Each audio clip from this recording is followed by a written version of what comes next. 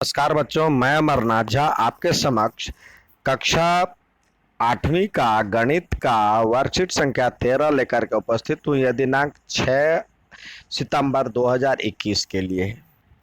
यहाँ पे हमारा टॉपिक है वर्गमूल ज्ञात करना।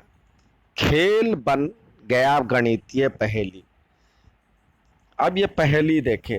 प्रिया और रिया अपनी छत पर रस्सी कूद खेल रही थी।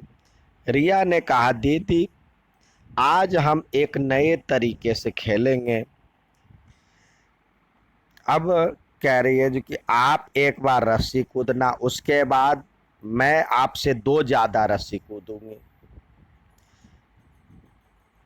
यानी एक उसने कूदा, फिर उसमें दो जोड़ दिया तो तीन रस्सी कूदी, फिर आप मुझसे दो ज़्यादा यानी तीन में दो जोड़ दिया तो 5 बार रस्सी कूदना, और फिर मैं आपसे दो ज़्यादा यानी 5 और 2 7 बार कूदूंगी।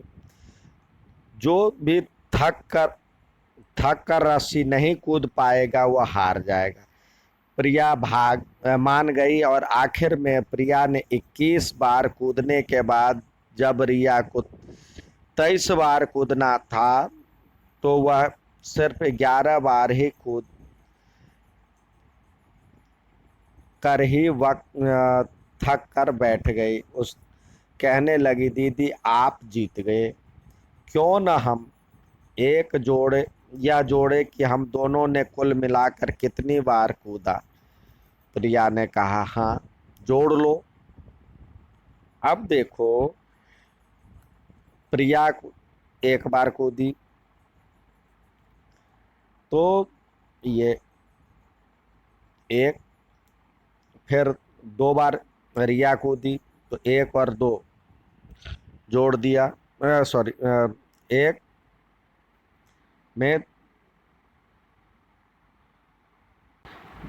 रिया अब कूदती है तो एक में दो जोड़ देता है, 3 हो जाता है। तो इस प्रकार फिर तीसरी बार प्रिया कूदती है, 1 3, अब उसको 3 में दो जोड़ना था 5, फिर रिया 1 3 5 और 7,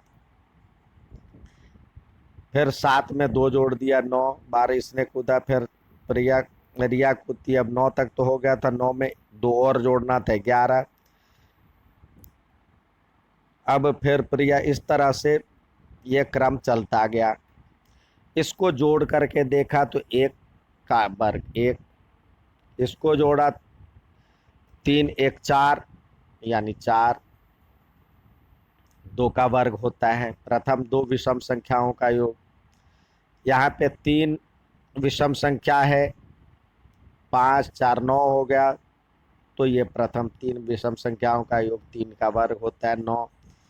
4 है तो प्रथम 4 विषम संख्याओं का योग 4 का वर्ग 16। 5 बार जोड़ा, विषम संख्याओं को जोड़ा तो ये 25 आ गया, 5 का वर्ग 25।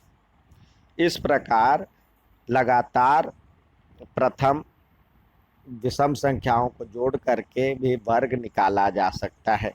अब ये 10 बार कूद, 11वें बार 1 2 3 4 5 6 7 8 9 10 11, 11 विषम संख्याओं को जोड़ा तो ये 121 हो गया, ये 11 का वर्ग। इस तरह से गिनती भी कर सकते हैं जो कितनी बार हुआ।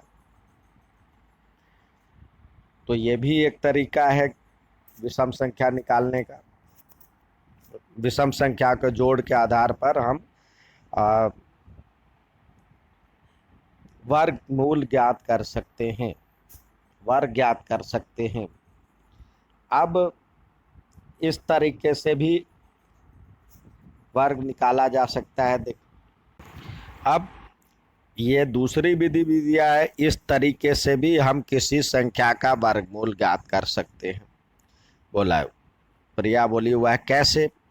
रिया, दीदी देखो, अगर मुझे 25 का वर्गमूल निकालना है, अर्थात 25 का वर्गमूल 5 है। अगर हम 5 क्रमागत संख्याओं को घटाते हुए शून्य आ गया तो वह किसी भी पूर्ण संख्या का वर्ग होगा। अगर विषम क्रमागत संख्याओं को घटाते हुए शून्य नहीं आएगा तो वह किसी भी पूर्ण संख्या का वर्ग नहीं होगा। अब जैसे 25 लिया तो 25 में पहली विषम संख्या 1 घटाया 24 आया। 24 में अब दूसरी विषम संख्या 3 घटाया 21 आया। अब 21 में तीसरी विषम संख्या 3 के बाद 5 घटाया तो आया 16। अब अगला विषम संख्या 7 घटाया तो आया 9 और 7 के बाद विषम संख्या 9 0। तो हमने देखा जो कि कितनी बार हम घटाए हैं, 1 2 3 4 5 बार घटाए, इसलिए वर्गमूल इसका 5 हो गया। 25 का वर्गमूल का चिन्ह ये लिखते हैं तो ये 5 आ गया। इस तरह से भी हम निकाल सकते हैं। अब कह रहे है ना मजेदार, प्रिया तुम भी तो बुद्धिमान बन गई। इस तरह से ये निकाला। अब आइए हमेशा की तरह सवाल दिए गए हैं, कुछ की तरह जो सवाल दिए गए करने के लिए, तो देखिए इसमें क्या दिया है।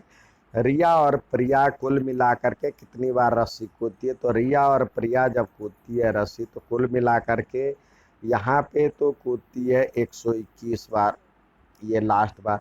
और लास्ट बार वो 23 बार कूदना था, सिर्फ 11 बार कूद पाती है। तो इसमें 11 जोड़ देंगे तो ये हो जाएगा, इसमें 11 जोड़ेंगे 121 में 11 जोड़ेंगे तो ये हो जाएगा 1 3 और 2।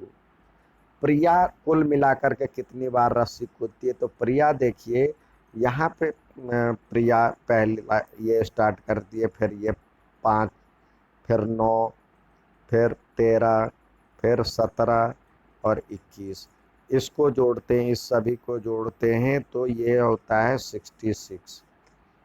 तो ये 66 टाइम्स ये कूदती है। अब रिया कुल कितनी बार कूदती है। तो रिया जो है अब कूदती है, देखिए ये 3 बार, 3 7 11 15 और 19, इसको जोड़ते तो 55। और लास्ट बार जो था वो 11 बार कूदती और है, उसे 23 बार कूदना था तो वो 11 बार और कूदती है, बीच में ही छोड़ देती, इसलिए वो गेम हार जाते। तो ये 66 बार वो खेली कूदी, ये 66 बार। क्या आप समझते हैं जो इस खेल में कौन जीता और कौन हारा? आपको लगता है कौन जीता कौन हारा? कोई नहीं जीता।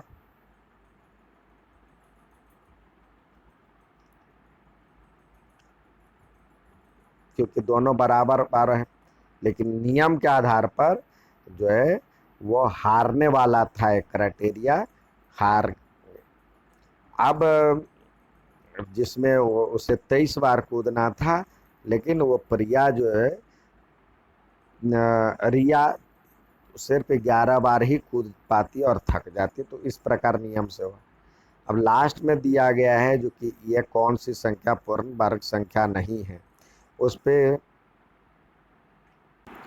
देखते हैं जो कि ये कौन सी पूर्ण वर्ग संख्या नहीं है। हमने सीखा था जो कि इकाई का अंक यदि इकाई का अंक 2 है, 3 है या 7 है या 8 है तो वो पूर्ण वर्ग संख्या हो ही नहीं सकता। तो इसी क्रम में ये तो है नहीं, ये भी नहीं है, ये भी नहीं है। इकाई का अंक 8 है, 3 है और 7। अब जो है 144 और 289, 144 और 289, इसका वर्गमूल निकालेंगे तो ये 12 होता है और ये 17 होता है। ठीक है, आप क्रमागत अभाज्य संख्याओं को घटा करके भी कर सकते हैं। ये था आज का वर्कशीट। अच्छा लगे तो लाइक और सब्सक्राइब जरूर कीजिएगा। धन्यवाद।